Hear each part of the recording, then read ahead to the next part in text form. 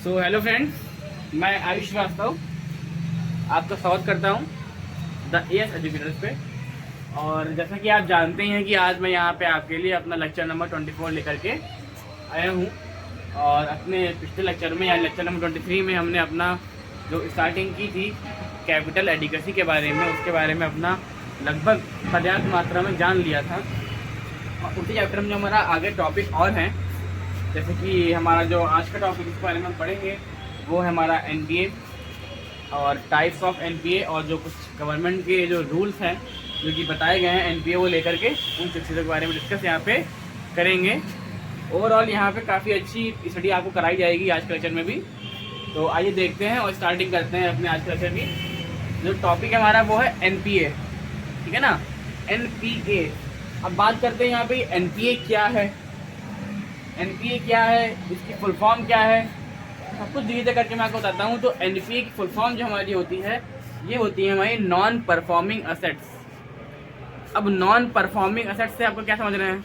तो जो एनपीए का हमारा कार्य है वो ये है कि कोई बैंक हमको लोन तो देगी, ठीक है, बैंक हमको लोन देगी, लेकिन उसके बाद में वो बैंक उस लोन को लेकर के कोई भी रिकवरी जो है स्वीकृत नहीं करती है। मतलब कि बैंक लोन देगी लेकिन कोई स्वीकृति उसके बाद में कोई गड़बड़ होती है, कुछ भी होता है तो बाद में बैंक की तरफ से कोई भी स्वीकृति नहीं मानी जाएगी।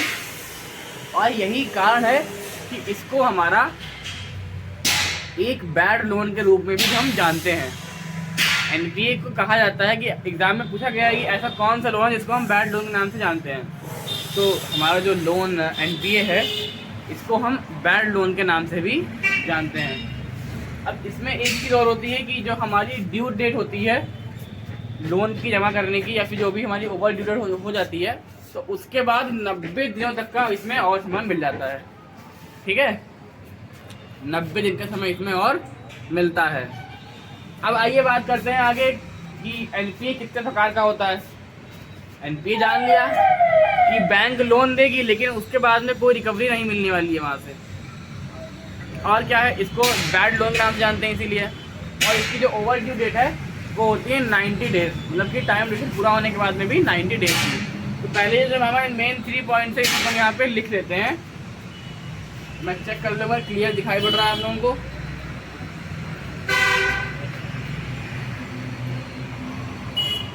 ठीक है जी, एकदम क्लियर दिख रहा है।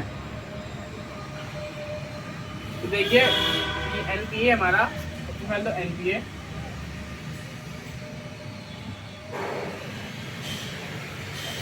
परफॉर्म क्या हो गई हमारी नॉन परफॉर्मिंग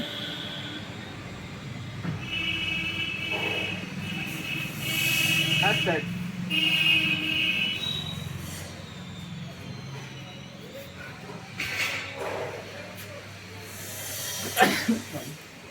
माफ कीजिएगा। अब देखिए बताया मैंने, तो उसी क्रम में लिखते हैं कि द लोन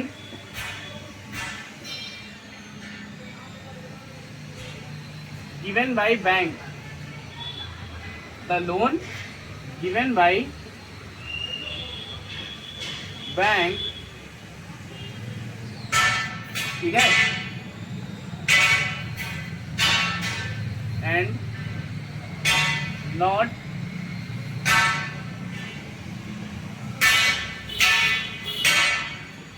recovered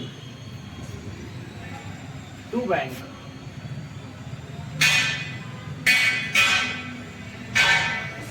दूसरा हमारा पॉइंट क्या था, एनपीए को ही हम बैड लोन के रूप में भी जानते हैं। तो it is also known as the bad loan.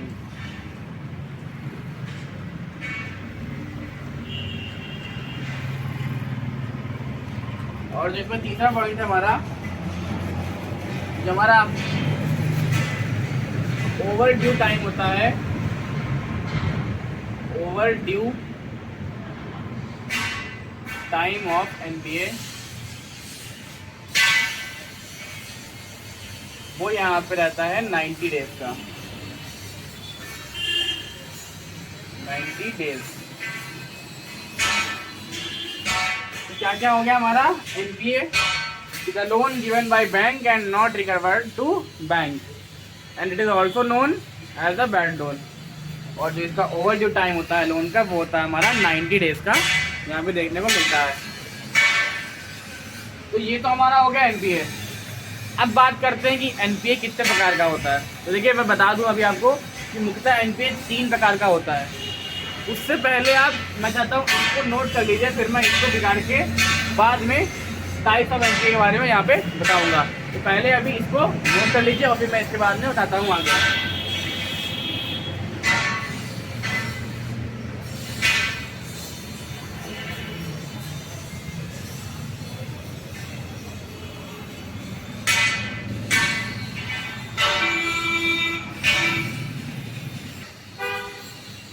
तो मैं यहाँ पे उम्मीद करता हूँ कि आप लोगों ने उतना लिख लिया होगा।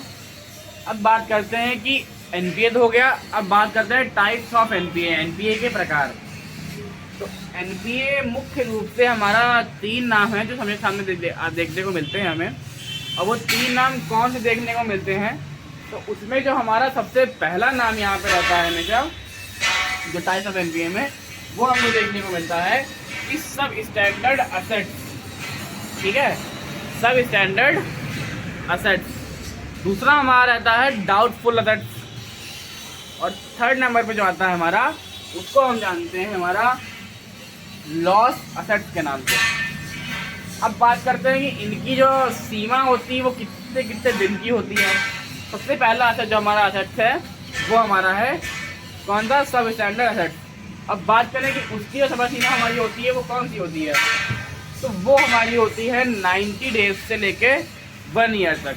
जो हमारे 90 डेज अबव टाइम होता है ना, उसके बाद से लेके 1 ईयर तक हमारा सब स्टैंडर्ड असेट्स लगता है। दूसरा जो हमारा है डाउटफुल असेट्स, उसका टाइम हमारा होता है 1 ईयर टू 3 ईयर। और जो लास्ट में हमारा आता है लॉस असेट्स, उसका टाइम होता है हमारा 3 ईयर के बाद, या फिर 3 ईयर और अबव, मतलब कि 3 साल का जितना भी ऊपर टाइम चलता रहेगा भीतर रहेगा वो हमारा लॉस असेट्स में आ जाएगा। तो पहले लिख लेते हैं यहाँ पे कि type of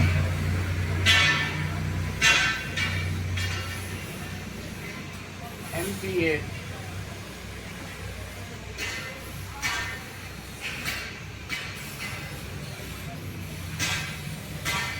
There are mainly 3 types of NPA.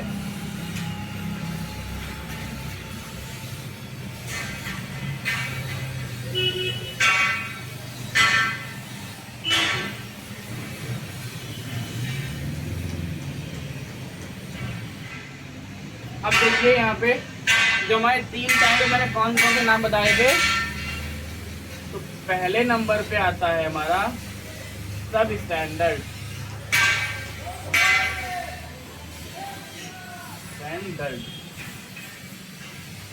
और असेट। जो दूसरे नंबर पे हमारा आता है नाम, वो हमारा कौन सा है, डाउटफुल असेट।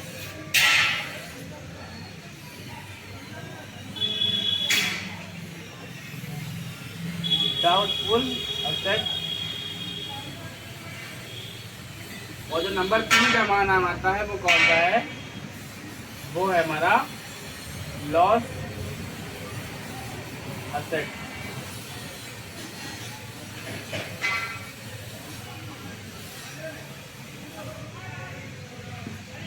अब देखिए यहाँ पे बात करते हैं अब इनके समय सीमा की। जो हमारा फर्स्ट वाला है इसकी सीमा हमारी होती है 90 डेज से लेके 1 ईयर तक। ठीक है, दूसरा हमारा यहाँ पे डाउटफुल असेट्स है, इसकी सीमा हमारी होती है 1 ईयर से लेके 3 ईयर तक। अभी यहाँ पे हमारा थर्ड नंबर पर देखने को मिलता है हमारा लॉस असेट्स। इसमें हमारा होता है 3 ईयर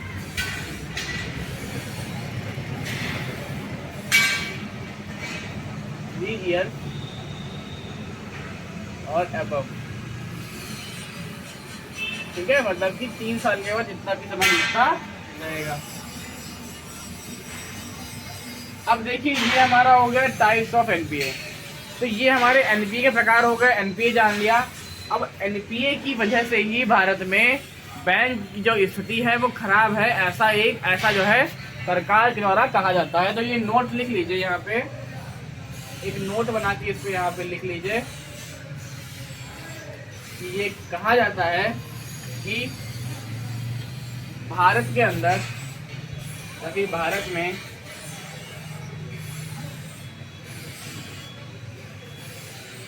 हाई एनपीए के कारण ही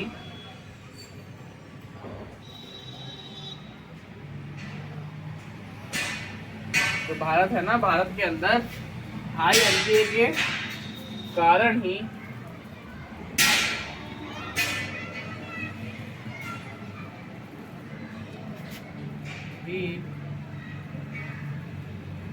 बैंकों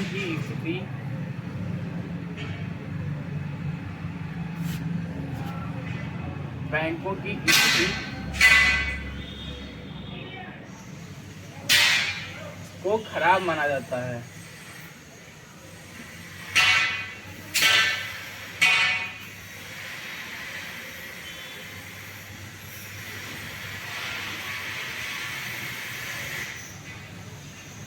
ठीक है, अब ये तो हमारा हो गया कि नोट हमारा कि अगर एग्जाम में क्वेश्चन आता है कि किसके कारण भारत में बैंकों की स्थिति खराब माना जाता है, तो उसका हमारा उत्तर होगा एनपीए के कारण भारत में बैंकों की स्थिति को खराब माना जाता है। अब मैं देख लूँ यहाँ जगह नीचे बची है कि नहीं, वरना मैं मिटा के करूँ आगे। तो अभी हमारा आ जाएगा थोड़ा सा और पॉइंट, तो इसको लिख लेते हैं यहाँ पे।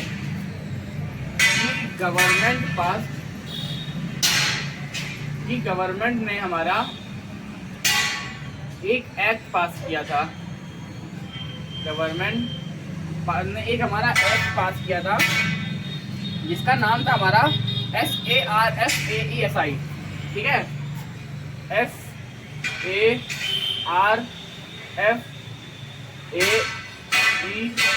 SARFAESI। तो गवर्नमेंट का ये हमारा एक एक्ट था, गवर्नमेंट पास SARFAESI एक्ट 2002, ठीक है, टू रिकवर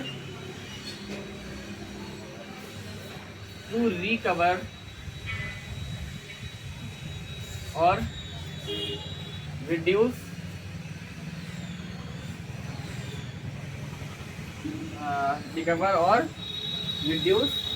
हाई एनपीए या एनपीए लिख लीजिए, रिड्यूस एनपीए। मतलब कि भारत सरकार ने एक एक्ट पास किया था SARFAESI एक्ट 2002, जिसके तहत ये कहा जाता है कि इसके द्वारा ही भारत में एनपीए की जो नुकसान हो चुके हैं उनकी रिकवरी किया जाए, या फिर एनपीए को ही धीरे धीरे कम किया जाए, ख़त्म किया जाए। तो देख लेते हैं कि जगह नीचे और है क्या। तो यहाँ पे इतना ही रखते हैं, इसको समझ लीजिए फिर से एक बार। जो एनपीए के मेन 3 टाइप हो गए जो मैंने बता दी यहाँ पे आपको। अब भारत में एनपीए के कारण ही जो है बैंकों की स्थिति को खराब माना जाता है, और गवर्नमेंट ने इसीलिए एक एक्ट पास किया था कि SARFAESI एक्ट 2002 टू रिकवर और रिड्यूस एनपीए, ठीक है, टू रिकवर और रिड्यूस एनपीए। तो एक्ट कौन सा था हमारा, ये हमारा मेन एक्ट है, ये इसको अंडरलाइन कर लीजिए, अंडरलाइन। तो ये समझ में आ गया है चीज़। तो आज का लेक्चर ज़्यादा बड़ा नहीं करेंगे और लेक्चर को यहीं पे समाप्त करते हुए मिलते हैं अपने अगले लेक्चर में। और वीडियो अच्छी लग रही है तो प्लीज़ इसको लाइक करिए, शेयर कीजिए और चैनल को सब्सक्राइब कीजिए। तो thank you and thanks for watching.